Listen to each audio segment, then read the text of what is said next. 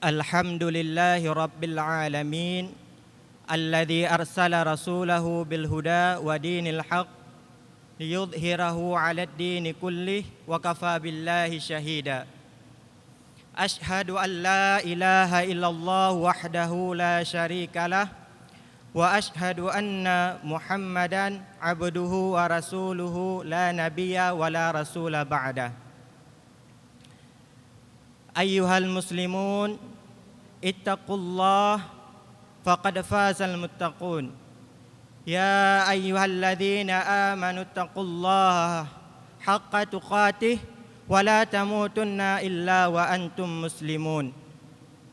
Wa qala Allah ta'ala fi kitabil karim ba'da a'udzu billahi minasy syaithanir rajim. Bismillahirrahmanirrahim. Ya ayyuhalladzina amanu idza nudiya lis-salati min yaumil jum'ati fas'au ila dzikrillahi wa dharul bai'. Dzalikum khairul lakum in kuntum ta'lamun. Shadaqallahul azim. Ya ma'asyaral muslimin rahimani wa rahimakumullah. Setelah kita awali khutbah ini dengan hamdalah, salawat kepada Nabi Muhammad sallallahu alaihi wasallam, dan juga membaca petikan dari ayat Al-Qur'anul Karim, maka termasuk salah satu rukun lainnya dari rukun khutbah, yaitu disampaikannya wasiat.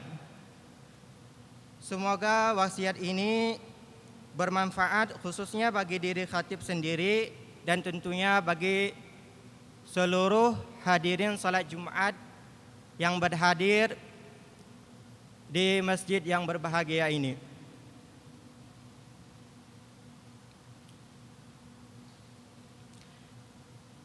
Dan tentu saja di antara wasiat-wasiat yang paling utama yaitu wasiat bitaqwallah, yaitu mari kita berusaha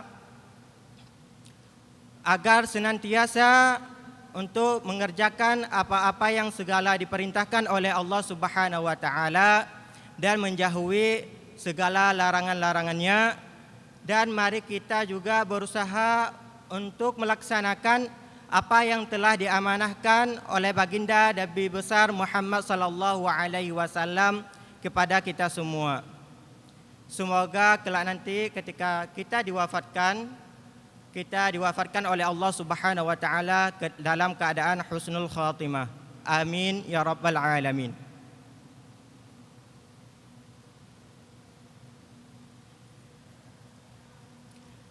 Hadirin salat Jumat yang dirahmati oleh Allah Subhanahu wa taala, terkait pelaksanaan salat Jumat ini, bahwasanya salat Jumat pertama kali dilaksanakan itu di kota Madinah, bukan di kota Mekah. Karena ayat yang turun, yang mana ayat ini mewajibkan kepada kita untuk melaksanakan salat Jumat ini, turun ketika Nabi Muhammad sallallahu alaihi wasallam masih belum sampai berhijrah ke Madinah. Sehingga ayat ini dikategorikan oleh para ulama sebagai ayat Makkiyah, yang mana ayat Makkiyah itu menurut tafsiran para ulama yang kemudian dikokohkan oleh Al-Imam As-Suyuti, bahwa ayat Makkiyah itu yaitu semua ayat Al-Quran yang diturunkan oleh Allah Subhanahu wa taala kepada Nabi Muhammad sallallahu alaihi wasallam, akan tetapi di saat Nabi Muhammad sallallahu alaihi wasallam masih belum berhijrah. Dan semua ayat Al-Quran yang diturunkan ketika Nabi Muhammad sallallahu alaihi wasallam telah berhijrah disebut dengan Madaniyah. Oleh karena itu, kalau kita sering mengikuti kajian-kajian ilmu Al-Quran dan tafsir, kita pasti tidak asing dengan dua istilah ini, yaitu istilah Makkiyah dan Madaniyah.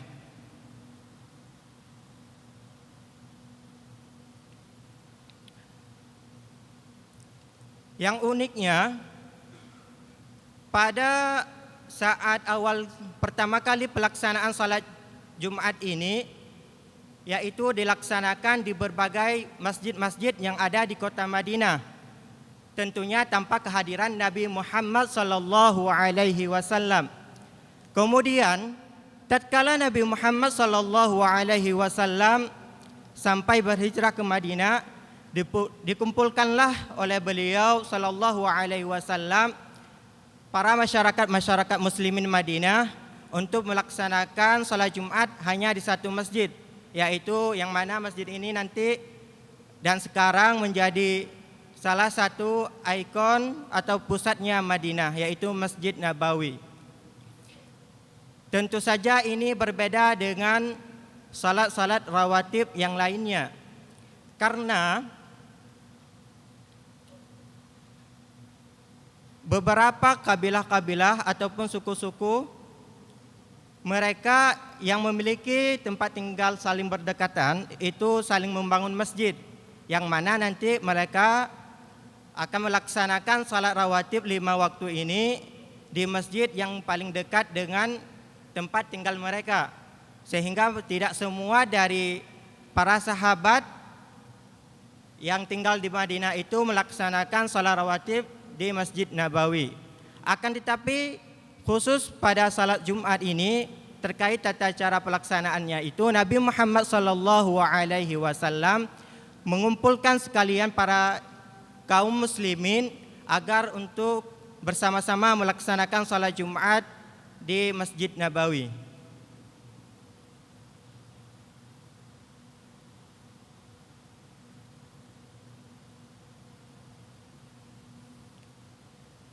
Hal ini sesuai dengan nama salatnya sendiri dan juga nama hari pada hari itu dilaksanakan hari salat Jumat, yaitu bahwasanya Jumat itu secara bahasa artinya juga berjamaah, yaitu maksudnya di mana para hari itu dikumpulkannya oleh baginda Nabi besar Muhammad sallallahu alaihi wasallam seluruh jamaah-jamaah yang berada di masjid-masjid yang lain agar melaksanakan di satu tempat. Sehingga jika seandainya salat Jumat ini masih dilaksanakan di masjid-masjid kabilah sendiri, ini tentu berbeda dengan nama salatnya sendiri, yang mana yang kita kenal dengan nama salat Jumat.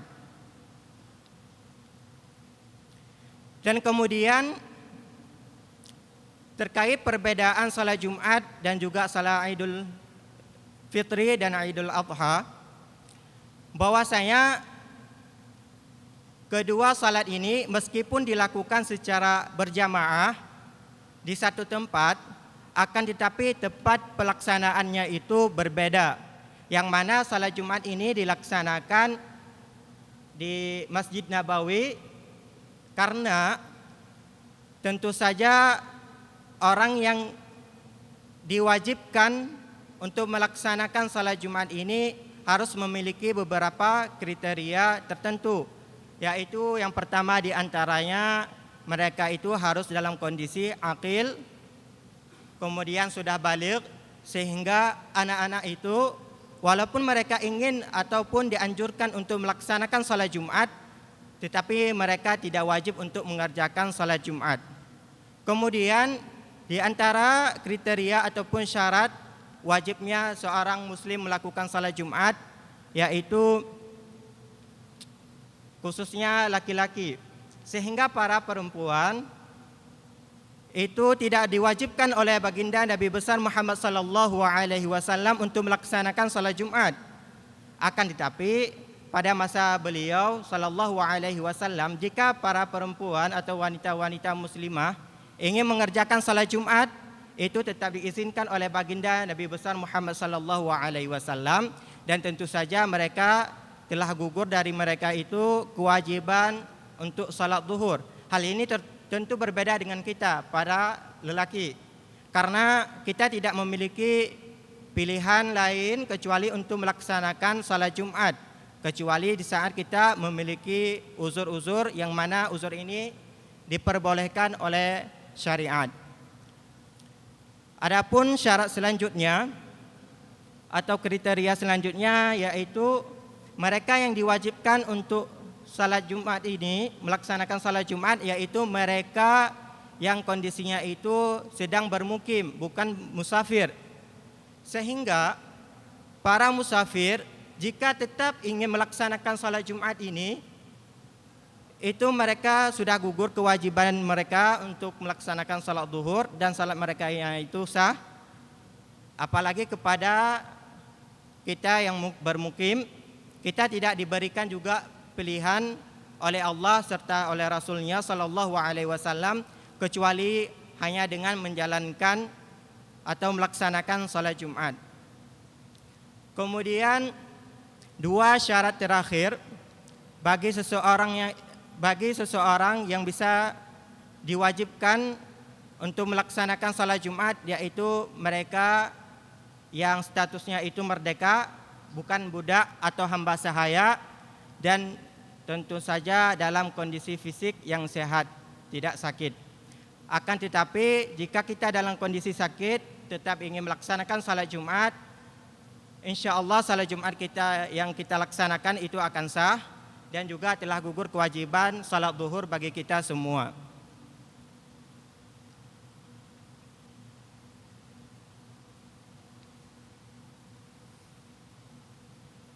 Hal ini tentu saja berbeda dengan salat Id.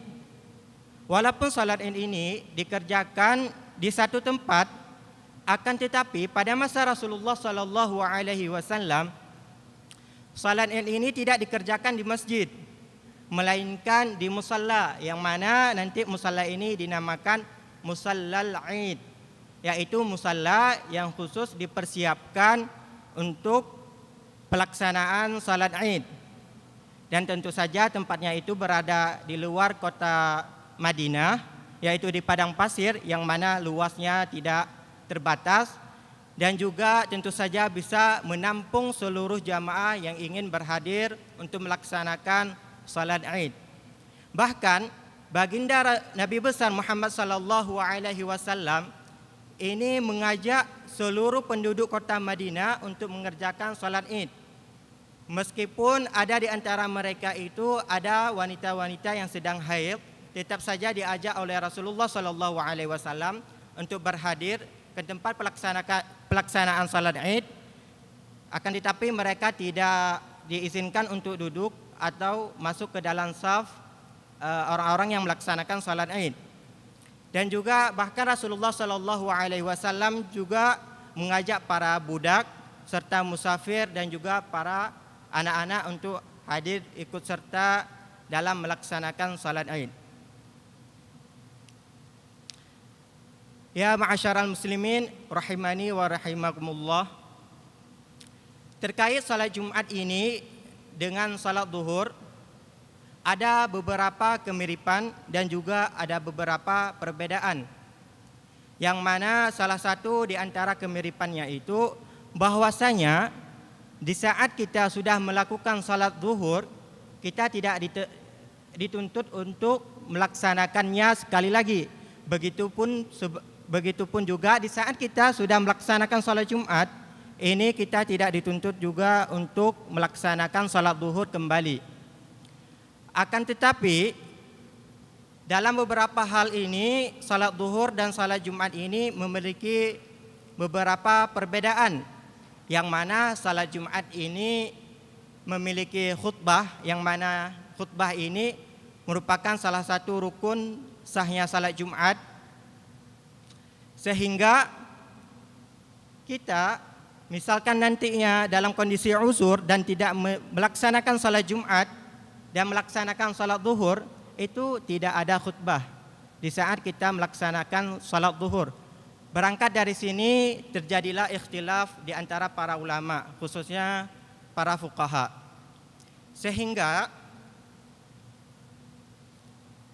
dari dasar ini para ulama itu berbeda dalam beberapa hal, baik itu terkait permasalahan-permasalahan yang berkaitan dengan salat zuhur yang ada di salat zuhur kemudian tidak ada di salat Jumat, ataupun yang ada di salat Jumat tapi tidak ada di salat zuhur.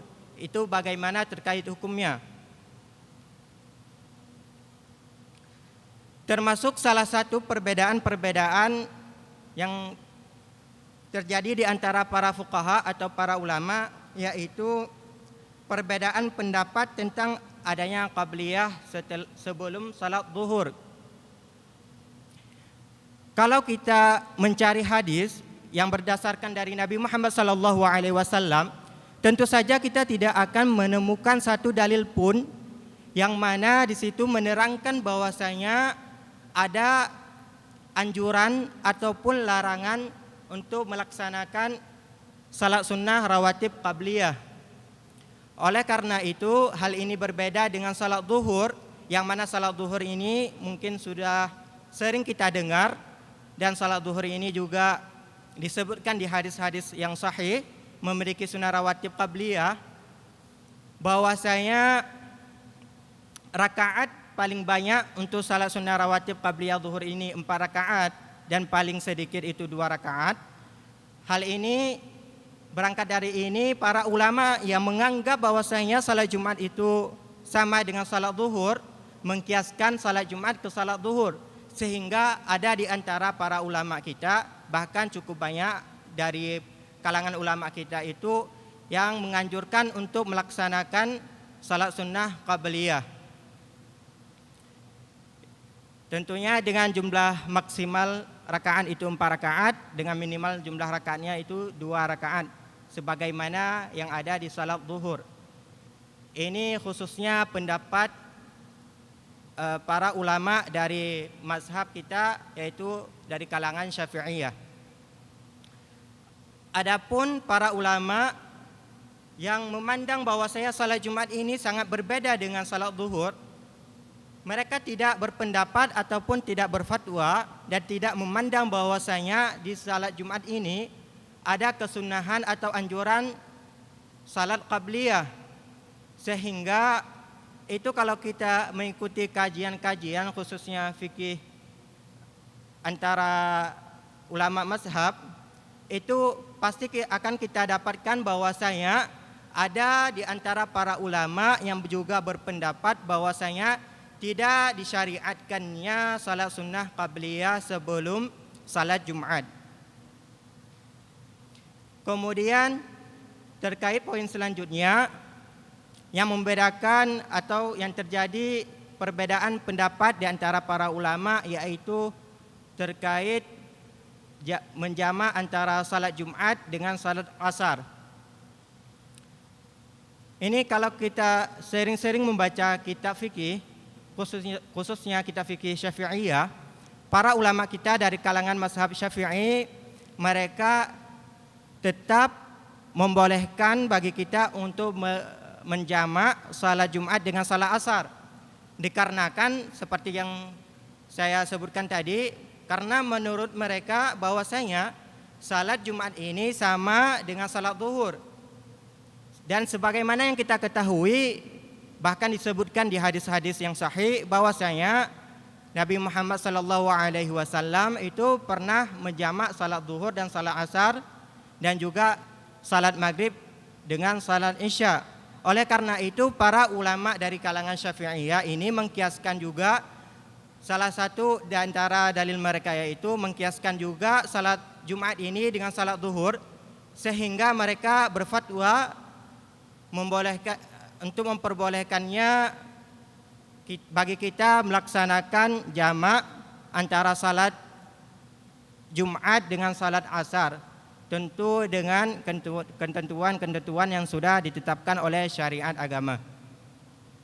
Akan tetapi ada juga para ulama kita masih dalam golongan Ahlussunnah wal Jamaah, khususnya mereka dari mazhab Hambali atau para ulama Hanabilah, mereka berpendapat bahwasanya salat Jumat ini tidak bisa dijamak dengan salat asar, karena menurut mereka salat Jumat ini sangat-sangat berbeda dengan salat zuhur, sehingga mereka tidak memperbolehkan kepada siapapun yang ingin mengikuti fatwa mereka untuk menjamak antara salat Jumat dengan salat asar.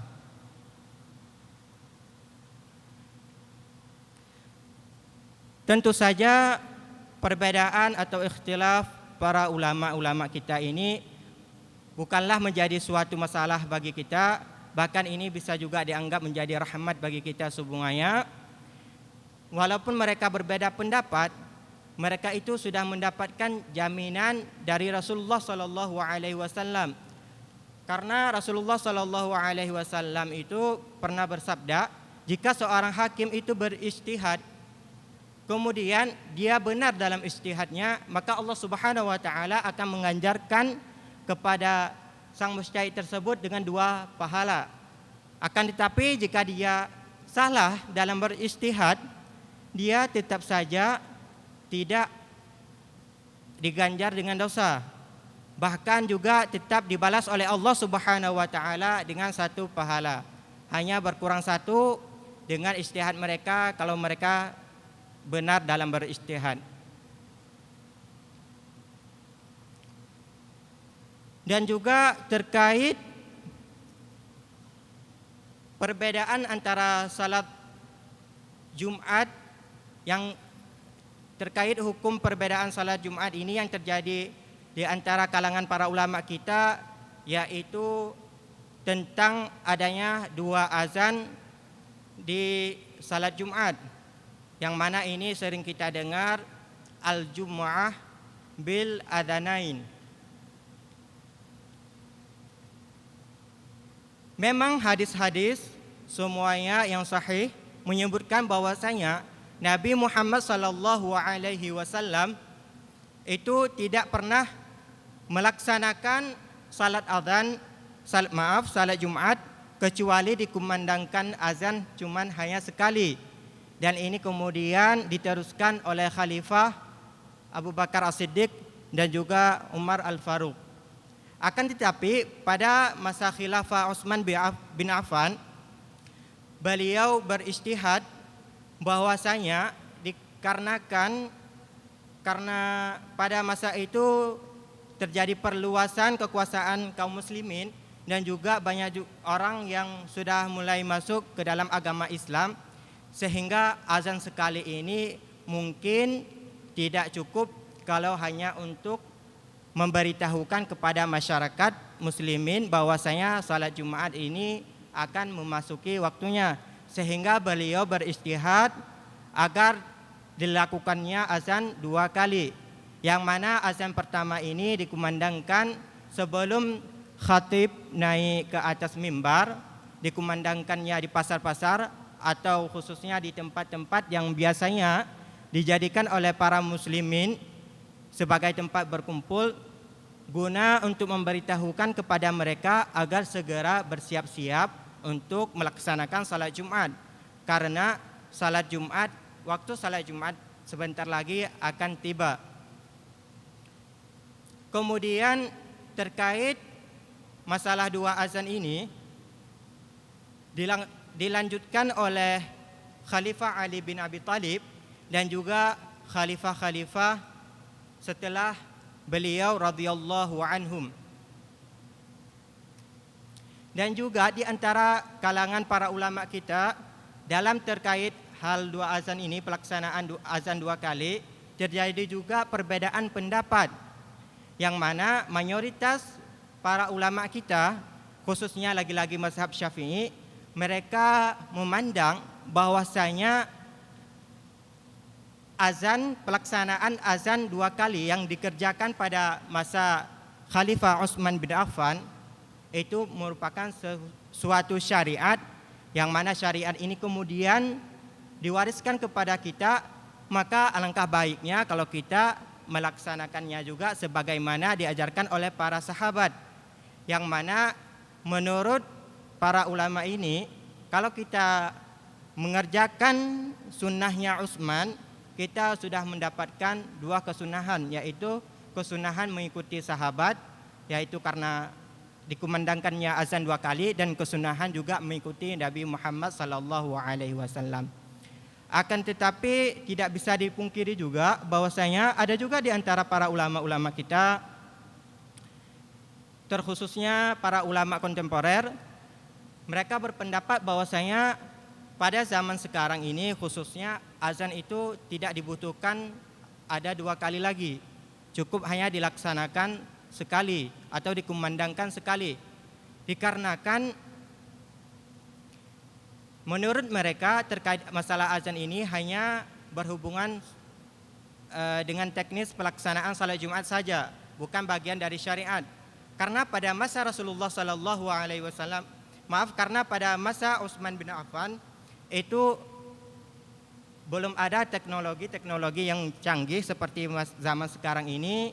Pada zaman sekarang yang mana sudah ada pengeras suara, rata-rata kita juga sudah memiliki HP dan juga memiliki jam dinding, sehingga semua alat ini bisa digunakan menjadi sebagai sarana untuk mengingatkan kita bahwasanya akan masuknya waktu pelaksanaan salat Jumat.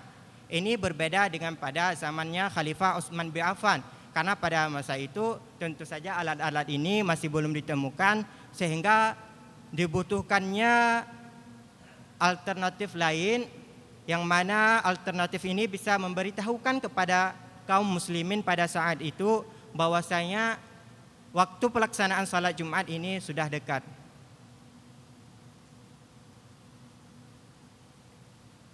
Kemudian bagaimana dengan sikap kita sebagai orang awam ketika kita dihadapkan kepada perbedaan pendapat di antara para ulama kita? Ketika terjadi ikhtilaf di antara para fuqaha kita, alangkah baiknya kalau kita itu tidak saling menyalahkan, walaupun ilmu yang kita dapatkan dan kita pelajari itu berbeda dalam beberapa hal dengan saudara-saudara kita yang lain, akan tetapi mereka itu mengamalkan atau beribadah sesuai dengan ilmu mereka yang mereka ambil dari para ulama-ulama mereka, itu sama juga dengan ilmu yang kita dapatkan, yang kita ambil dari para ulama-ulama kita. Makanya kita sebagai seorang awam atau sebagai golongan orang awam itu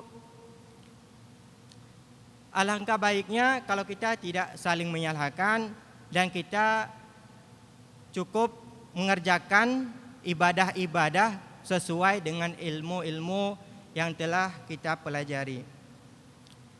Dikarenakan kalau kita bahas dalam pembahasan fikih khususnya ini, banyak sekali permasalahan-permasalahan fikih itu yang tidak ada terkait hukumnya, itu tidak ada kesepakatan di antara para ulama kita, kecuali di permasalahan-permasalahan yang sangat mendasar dan sangat umum, seperti kewajiban salat Jumat, kemudian kewajiban salat fardu 5 kali sehari semalam, kemudian kewajiban melaksanakannya puasa di bulan Ramadan dan lain-lain sebagainya. Hal ini tentu saja tidak ada perbedaan pendapat di antara para ulama, sehingga mungkin jika ada seseorang yang mengatakan bahwasanya salat 5 waktu ini tidak wajib, itu harus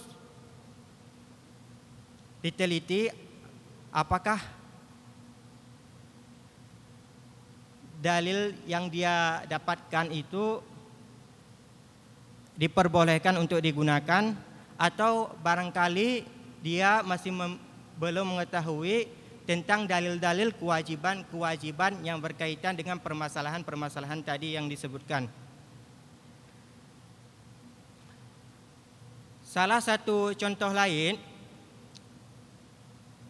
terkait perbedaannya pendapat di antara para ulama kita, yaitu terkait tentang pelaksanaan salat tarawih, yang mana seperti kita ketahui pada masa Rasulullah Sallallahu Alaihi Wasallam salat tarawih itu hanya dilaksanakan selama 3 malam, walaupun ini ada alasannya, karena beliau takut akan diwajibkan kepada kita oleh Allah Subhanahu Wa Taala untuk mengerjakan atau melaksanakan salat tarawih.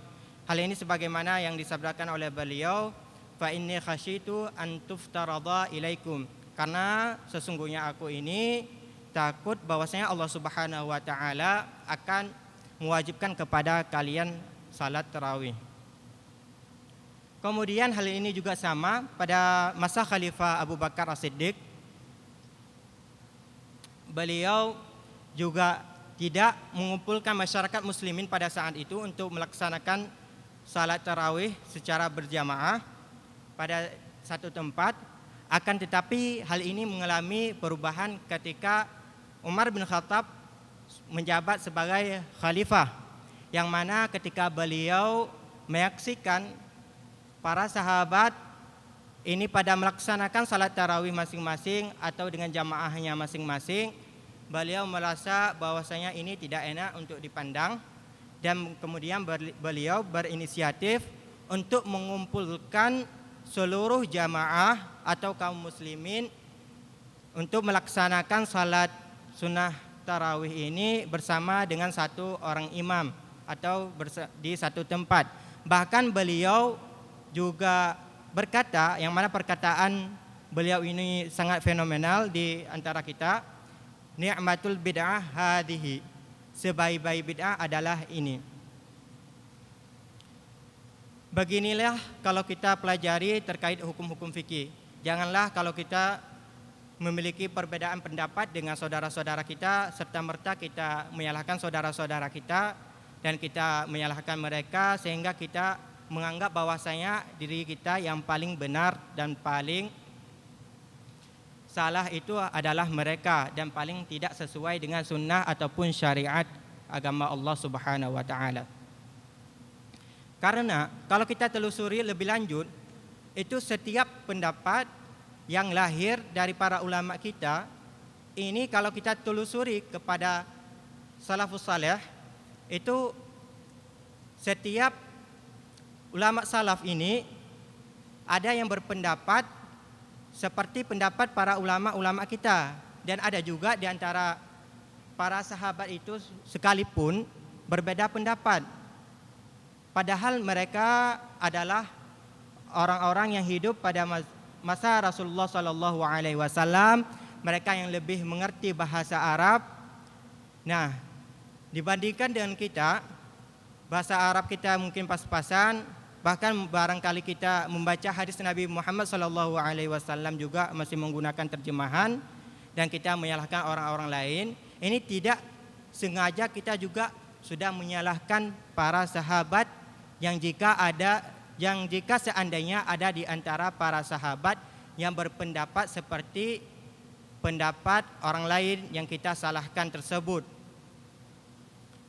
Tentu saja seandainya baginda Nabi besar Muhammad sallallahu alaihi wasallam mengetahui tentang kondisi kita yang saling menyalahkan, beliau tidak akan merasa senang, bahkan beliau akan merasa sedih. Bahkan Allah Subhanahu wa taala itu menjamin bahwasanya para sahabat itu adil, dan juga bahwasanya para sahabat itu diberi petunjuk oleh Allah Subhanahu wa taala. Sehingga di dalam hadis-hadis yang lain, meskipun hadis ini lemah tapi sering dibahas oleh para ulama kita, para sahabat itu bagaikan bintang-bintang yang bertaburan di langit. Jadi bintang apa saja yang kita ikuti, insya Allah kita sudah diberi petunjuk oleh Allah Subhanahu wa taala. Semoga Allah Subhanahu wa taala melampangkan hati kita terkait dalam perbedaan pendapat ini, dan juga menambah wawasan kita, terlebih-lebih wawasan kita dalam beragama.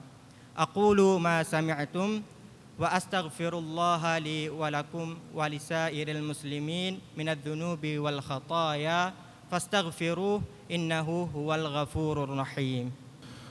Allahumma salli wa sallim wajid wa barik ala rasulillah wa alihi al-adhar ala rasulillah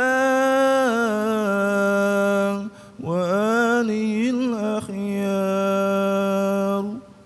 اللهم صل على سيدنا محمد وعلى آل سيدنا محمد.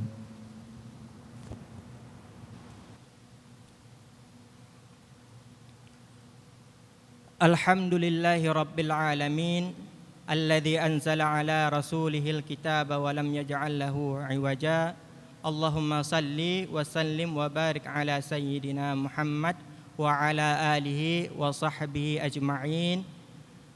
Ya ayyuhalladzina amanu taqullaha haqqa tuqatih wa la tamutunna illa wa antum muslimun.